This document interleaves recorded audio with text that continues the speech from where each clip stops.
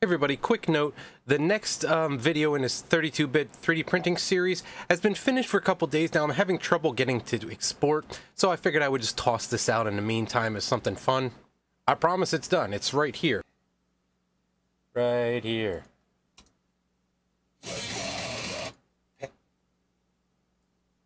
Ooh. Greetings, Alex here again. It takes like 4 hours to render or something like that, and then it's screwing up in the middle, so as soon as I figure that out, I'll get it up. It's actually broken up into 2 parts, and it's pretty long. Here's another video of me fixing my wife's car. Have fun.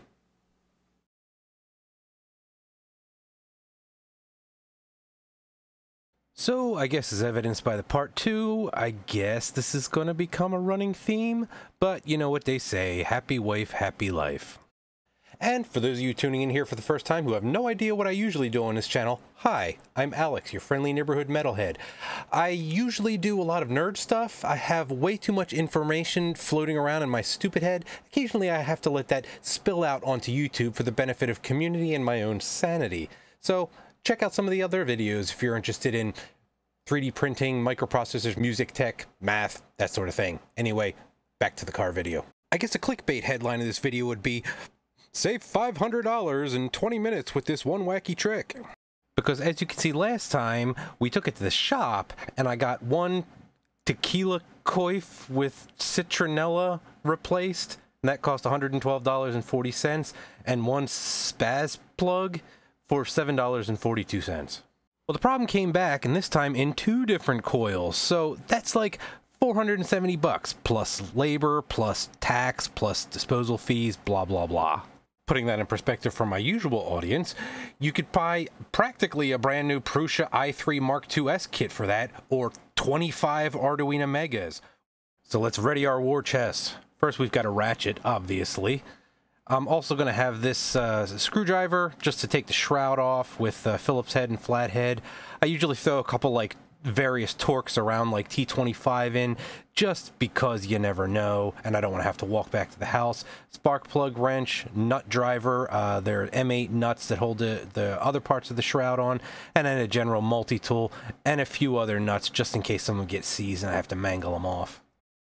I also like to throw some duct tape and a little neodymium magnet slug in there in case I need to grab a nut that fell someplace precarious.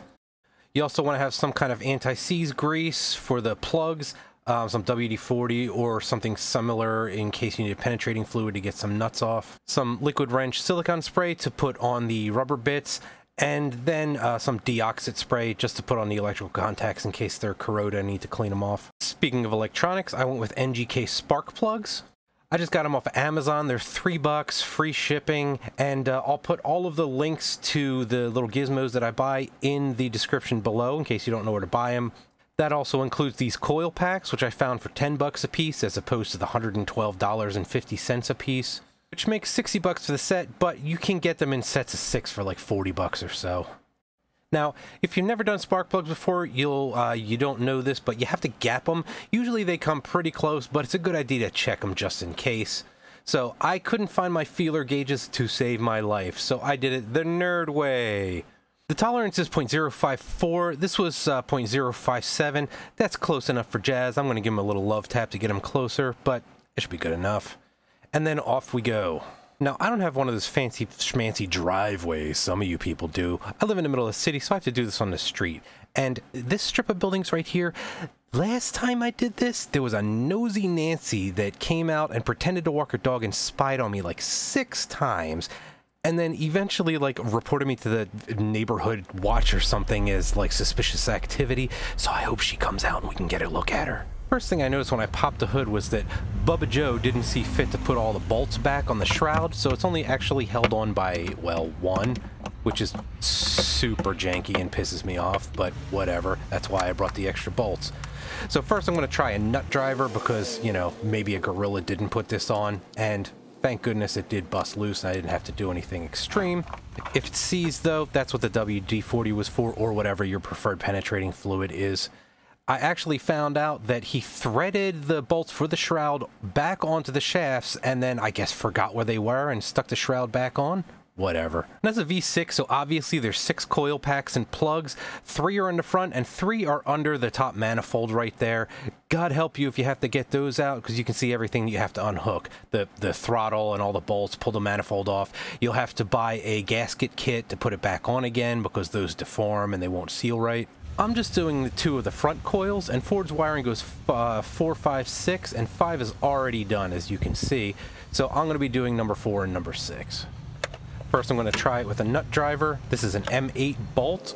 This is just wishful thinking on my part. I was pretty positive that they had honked those down there. So, bust out the ratchet. Again, it's an M8 socket, and that's going to do all those. I love the sound of a ratchet.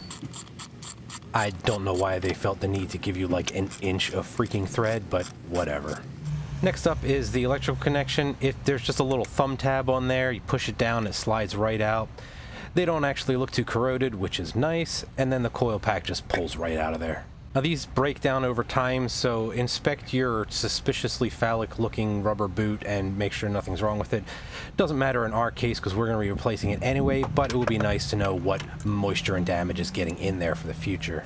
Now, of course, I couldn't find my long extension, so, you know, I have Super Stack Extendo John, which should be okay.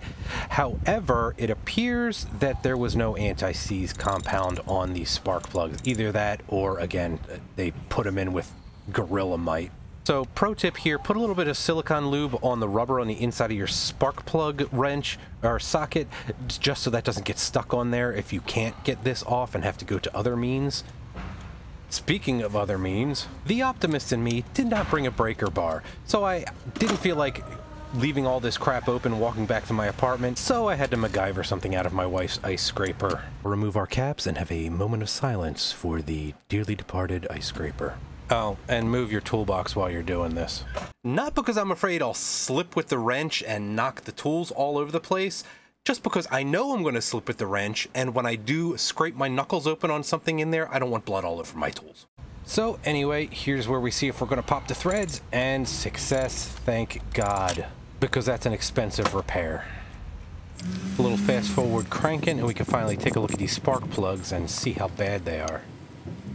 Now, honestly, I was expecting a horror show, and they're actually just slightly fouled, but you can see the moisture down there, which has been the problem with this ignition system since the beginning.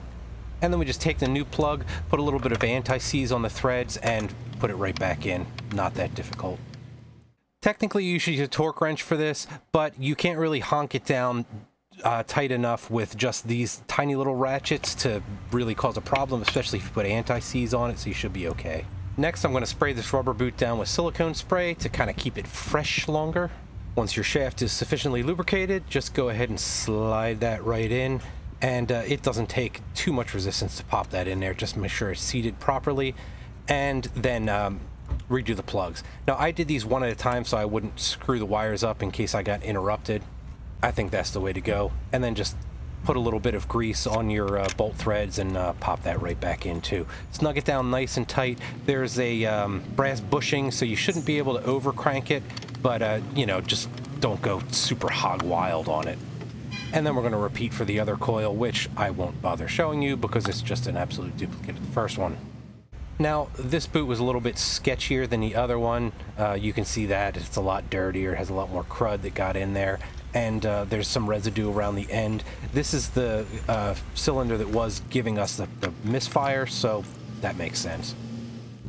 And like I said about getting interrupted, I'm just going to grab this camera down here, so pardon the seasickness. But for some reason, the cops have blocked off the street. I don't know if it's flooding or whatever, but none of my business. Anyway, here's the 2 plugs. One of them looks like it got some moisture in it, and the other one looks like it may have been over cranked, and we got a little bit of an issue here with some blowback out of the cylinder. But all's well that ends well, hopefully. I guess we'll see that in a minute. Oh, but wait, hang on a second. Check this out.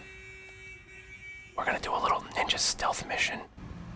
I think that's Nosy Nancy right there. She just walked by pretending to walk her dog. She's totally gonna report me for trying to steal this car or something. Anyway, while Nancy files her police report, let's start this thing up and cross our fingers.